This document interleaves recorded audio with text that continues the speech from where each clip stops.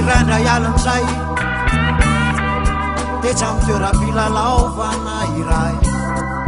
natazanakotsinay anotanabenay vehivavy iray ny anana efa potikiny atalana ny sakambinazy de naneky agana kaotany ve izany satsy sate iverina ilalao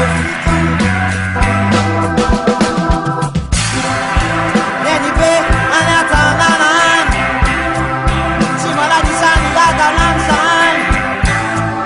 fa miefitra fa any eo mitepolany izy tatarangano sy mialao aminyaky izy disinen be tarinen be fahitatabenay varisay manara loatra farany manontantarany na izao azamba menatra efa nizakaony amantatra zay tena fomba fiainandreo lay amizay nony afaka atindray de iny izy mitovy amizay nifandehan-tony fembeny nitarehan feny lokomeny desine mipede ny olaka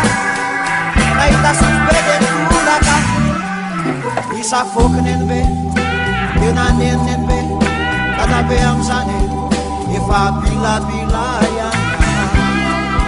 jerena poketra tsy tany vola rehetre de nipetraka ny fanotanina nakaizany fo zaraina sanarena